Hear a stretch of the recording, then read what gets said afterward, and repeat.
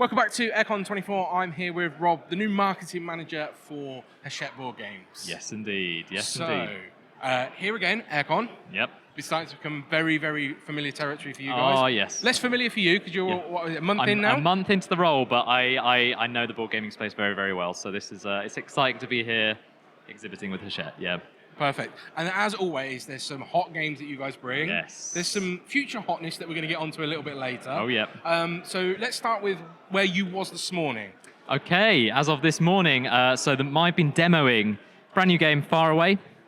This has just picked up the ASDOR Award for the best intermediate game of the year already. It's getting hit reviews. We've also had Swiss Gamers. The Swiss Gamers Award has given it a goatee as well, Game of the Year there. This is a lovely little tableau builder where you are laying out a series of 8 cards which represent a journey through a mystical continent. You are then going to be flipping them from the very end all the way back to the beginning, so you score in reverse. It's a real twist to the usual tableau building system.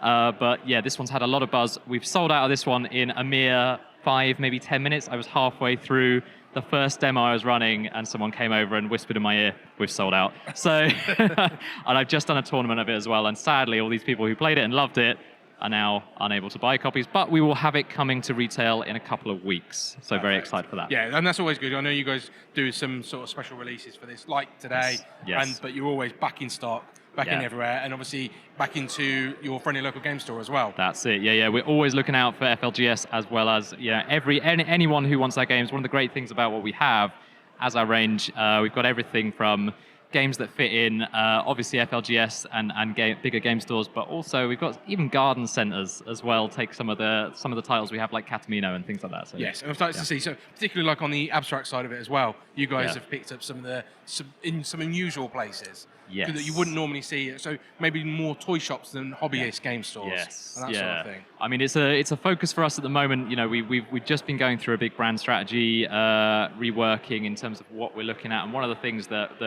we've united behind is the idea that we want to see a game on every table in the UK. We're big believers in the power of games to bring people together.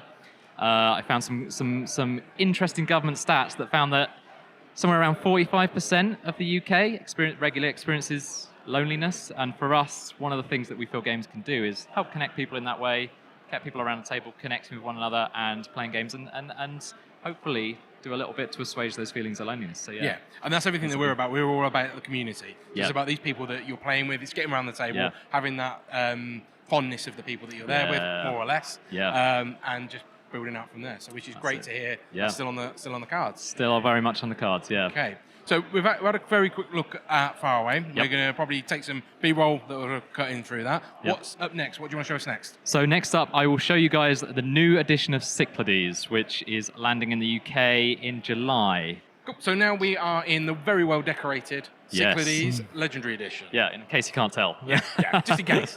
Yeah, that's it. Tell us a little bit about the game itself. So Cyclades is a bit of an area control, troops on a map classic, really. It's been around for around a decade now. It's designed by Bruno Catala, who has had numerous classic designs. You'll know him from games like King Domino. But Cyclades is ancient Greek setting. It uses a very interesting bidding track to dictate the actions that you're allowed to do. So you're actually spending and bidding on actions which allow you to move around the map, attack other players. The Legendary Edition was on Kickstarter about 6 months ago. We will be distributing that Kickstarter. We'll also be delivering the retail edition of the Legendary version. And the Legendary Edition has a few changes. It's integrated some of the expansion content. Cyclades had two expansions for the base game. So we're integrating some of that expansion content to make a refined sort of 2.0 edition, if you like. And there are a few other additions. So we have a modular map now, which makes it a much tighter experience if you're playing with fewer players. You can build a map around that. Just takes all the good things that you had from the original, make them a little bit better. Exactly, that's the idea. So, and a decade of learning from people playing the original is plenty of time to actually craft something that much better, much more exciting. That's brilliant. So obviously you mentioned it's going into retail. Yes. Obviously people that may have missed out on the Kickstarter, have we got a rough date for the retail? It's roughly going to be around July, yeah. So we'll be showcasing this heavily at UKGE as well, and we'll be much closer to the launch then. But this is the, to my knowledge, only copy available currently in the UK. So you're seeing something special here. That's fantastic. There's always something special. We said this before. So what are you going to take us on to next? So next up, I will show you. So we've got Florian Siriex, who is with us today.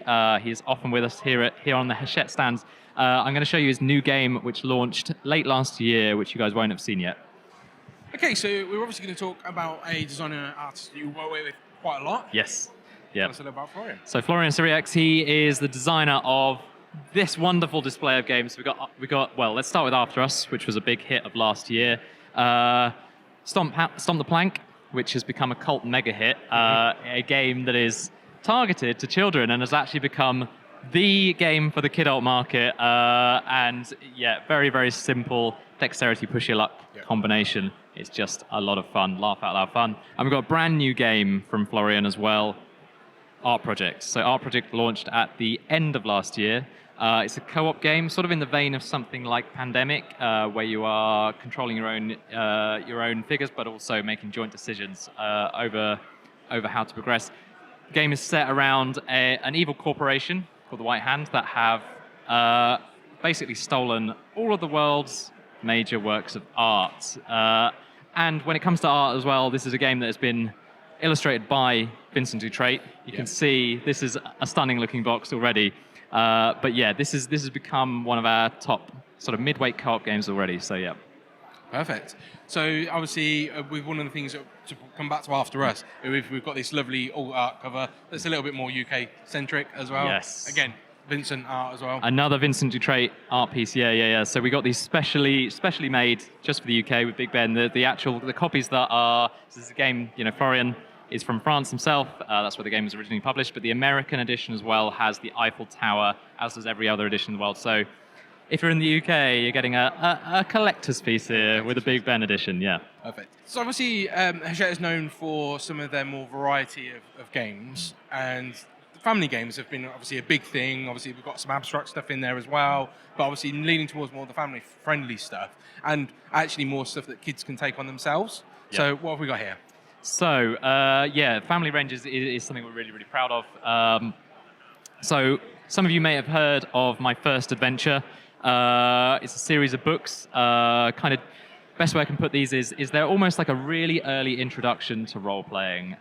You choose a character, you actually build an inventory of items as you go through, you make decisions as you go through a quest. And there are multiple different endings as well. And there are 4 of these books available. We've launched this year, or will be launching this year, I should say, My Puzzle Adventure, which is an iteration on that system. This comes in a classic jigsaw puzzle format. And the idea is that actually as you put this jigsaw together, as you then take it apart, a story unfolds. And this has just picked up the best game for the children's game at the Asdor Awards. So obviously the major French awards, best children's game of the year. And yeah, this will be coming to the UK later this year as well, in roughly June or July. Okay, so this is not Hachette's booth. It's not. But it's a very important reason why we're here. There is a very important reason. We have just begun the distribution of all the Oink titles in the UK. So since we last spoke to you guys, that's been one of the new publishers we've begun working with. So we're handling a whopping 23 Oink games in the UK. We even have a competition running at the moment for one lucky winner to win all of them along with a stand. But that means, we're handling the likes of, we've got Scout, the classics, right through to brand new titles. Trapolta is one of the newest. And these are obviously, anyone who knows Oink knows that these titles are wonderful. You can shove a couple of them literally into your pocket, take them anywhere, play with anyone. Always simple, easy to play games, and yet they've got so much kind of interesting tactical depth and fun to them as well. So and iconic in their box sizes. Iconic in the box sizes. We were absolutely delighted to be able to distribute them. So So Toby is a fairly regular person on the channel when we do these convention catch-ups. So we know Toby quite well from Oink, and he's always spoken to us about how difficult it's been to sell into the UK because obviously these games come from Japan. They're handpicked in Japan, or it's a Japanese company. And it's quite difficult just getting that out there. So having somebody in the UK, which now means you're going to get into your friendly local game store with them, I think is fantastic. It's a huge deal, yeah. And I think, the beautiful thing about Oink games is once you try one, you totally see the appeal of them. Yeah. I think there's a reason that games like Scout have hit off really well here. I think they're kind of reminiscent. In a strange way, they're sort of reminiscent to classic card games that people play, when they're kids with their family. And then, you've got something here which is a much more modern design and an iteration upon that. But again, it's one that I feel it should be in every home.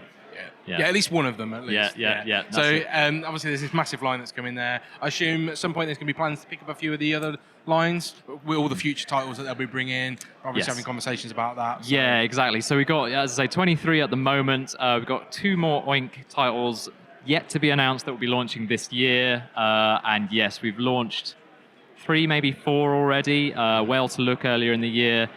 We've got Trapolta, which I've got right here, and Rafter 5 as well. So Trapolta and Rafter 5 in particular make a really nice kind of duo for dexterity gamers.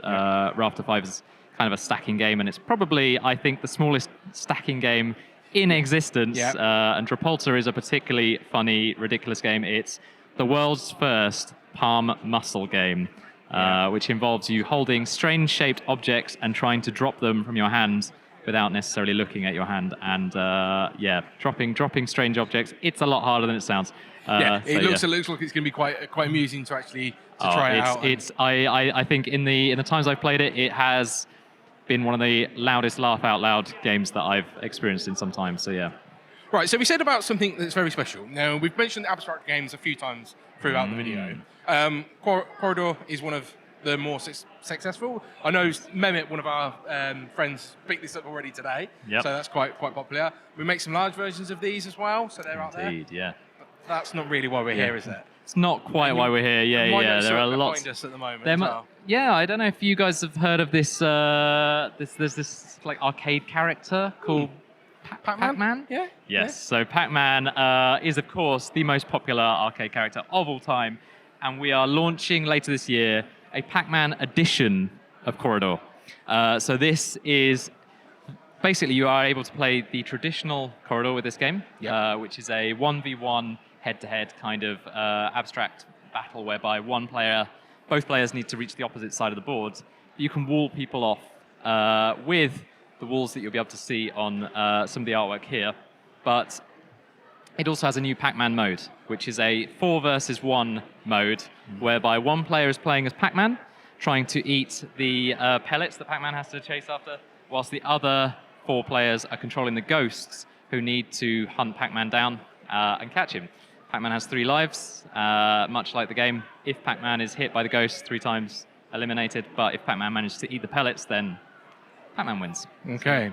So roughly when are we expecting to see? We will be launching this at the start of UKGE. So on the very first day of UKGE, Pac-Man will be available. So yet again, the Hachette booth is going to be the place to be, with the longest queue of the day. Oh, yes. Yeah. Oh, yes. And we've got a massive 200-meter square stand this year at UKG, so it's going to be a big one. Perfect. And I'm not going to twist your arm on this one, but you're known for making the XXL versions of these types of games. There might be a Pac-Man lurking around? No comment, but you know when people say no comment and they really mean, of course there is. Oh, yeah. Okay. So it may well be. So check that out. Yeah. So, Rob, thank you for your time today. Obviously, we've had a lot to show. Hopefully, people have enjoyed what we've got coming up. We will be back at UKGE. Hopefully, we'll be catching up with Rob again there. Maybe showing off something in the Pac-Man large variety. Who knows? Who knows? There you go. Thanks. Thank you, guys. Take care.